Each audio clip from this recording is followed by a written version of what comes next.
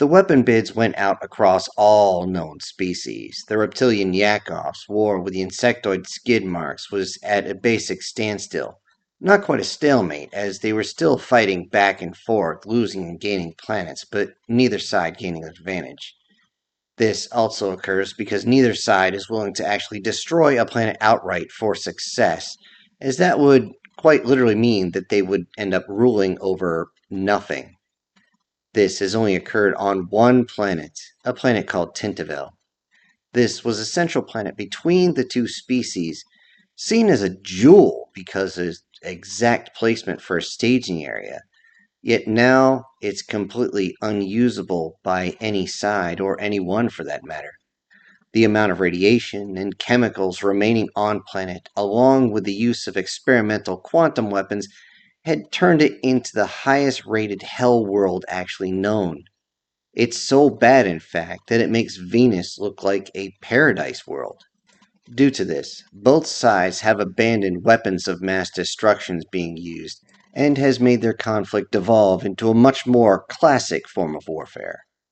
To accomplish a victory in this manner, they put out bids to all known species to create weapons that could strike a very small target from 50 kilometers away. The only restriction was the lack of satellite guidance required. Reason being is that satellites are really easy targets, and warships are very expensive, too expensive to risk in foolhardy operations over hostile sectors of a planet. It is also of note that without the need for orbital bombardment, warships have become very niche, to say the least, yet still very expensive. In front of the Yakovs, each species had prepared their own designs, most having to go through their own history books for inspiration, but it's there. The reason for the interest is the payment, of course. The payment being a full Yakov battleship with its engines, sensors, communication suites, and weapons intact. Such a ship would be an incredible asset to any species navy. One would think, looking at the Yakov's technology, that they wouldn't need to go to outside suppliers, but the drain on their economy and personnel due to the war has forced them to look elsewhere. The first to be shown was a design from the Arcadians. This absolutely massive machine was rolled out as they tried to talk up its use. At a quick glance, it's clear that the massive amount of tubes were meant for a salvo, not a direct strike. Its hulking size, using a repulsor lift, looked impressive for sure, yet it was very slow and cumbersome to move. In fact, the pilot was having some difficulty maneuvering its massive frame without scraping on the ground every time they turned.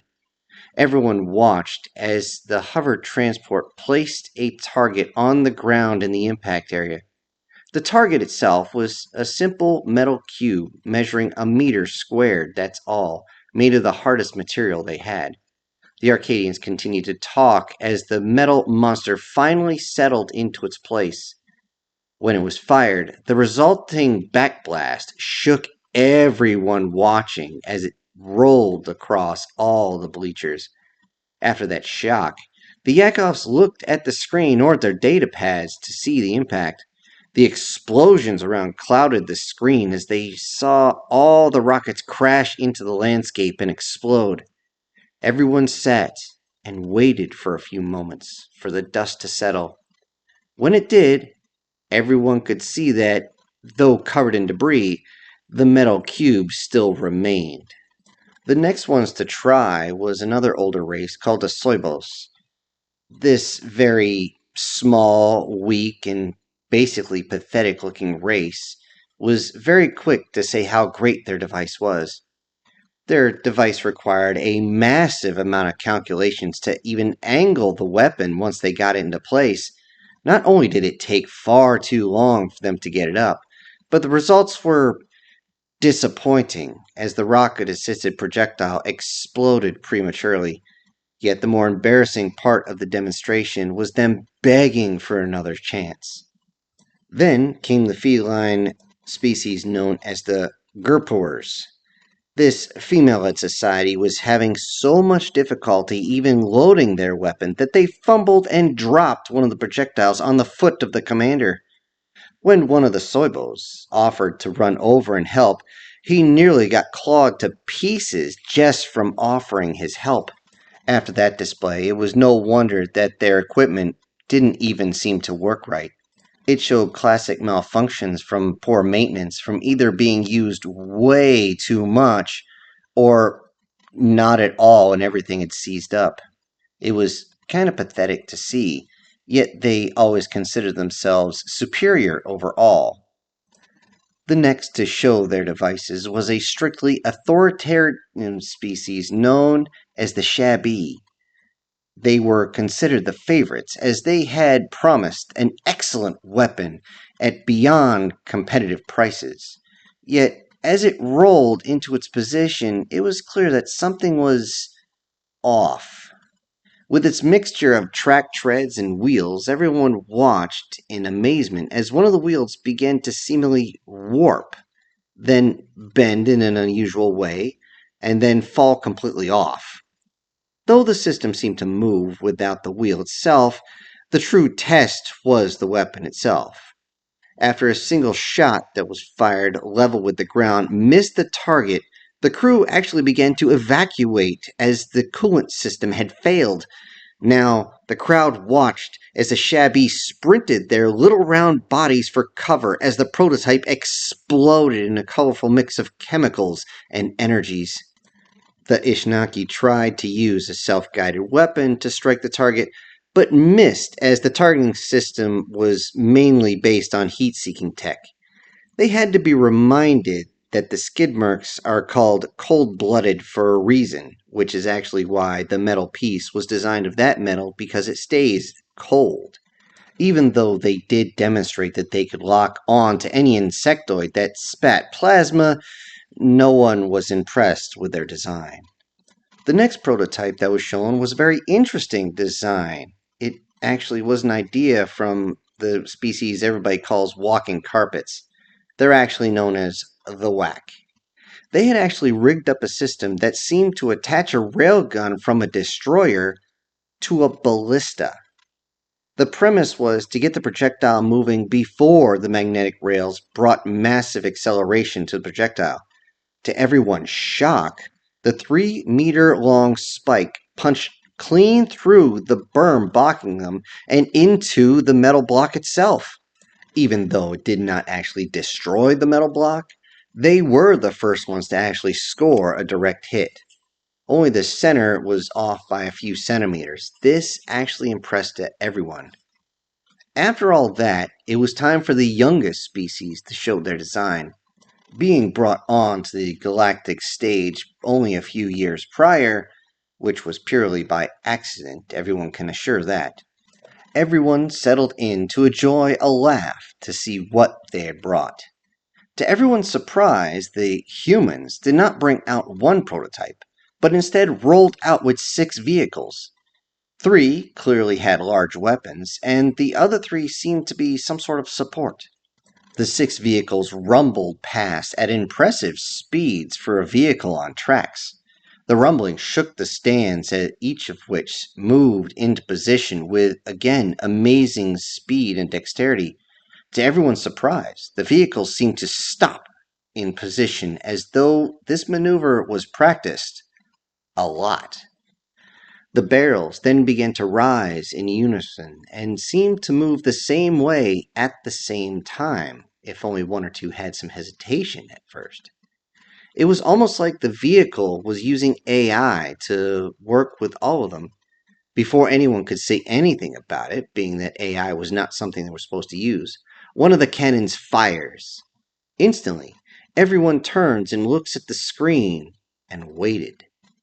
After a few moments, it seems as though it was all for show, as nothing had happened. Then, the round struck the target. The direct hit caused the metal block to flange out, but it was still visible.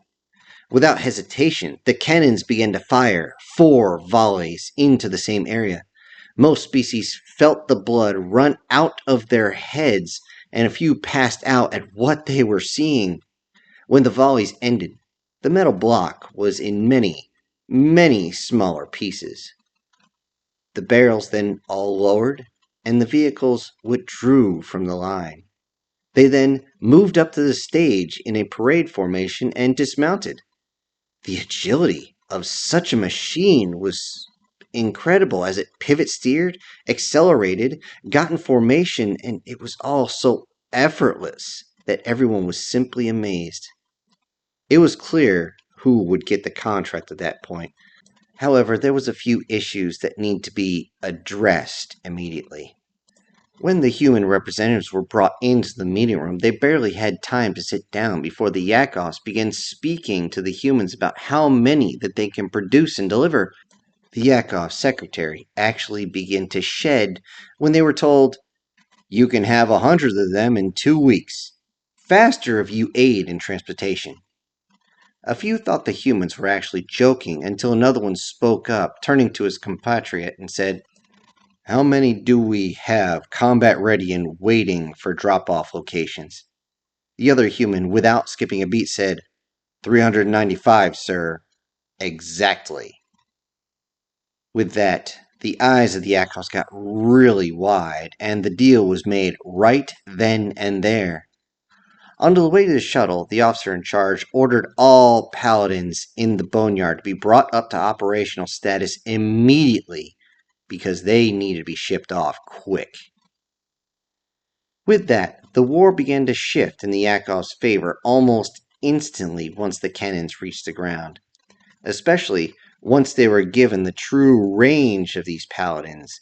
Yet, that was not the shock that made the entire galaxy shudder. It was a human officer claiming that these awesome weapons of war that everyone was so impressed with, to the humans at least, are no more than antiques. The galaxy shuddered at the idea that if these weapons are antiques, what are they using now? That scared them even more was the fact that the humans now possess a state-of-the-art Yakov warship.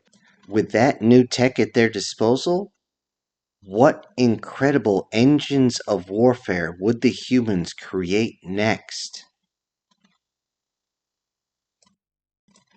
Hello everybody, this is Syntax. Thank you so much for joining me today.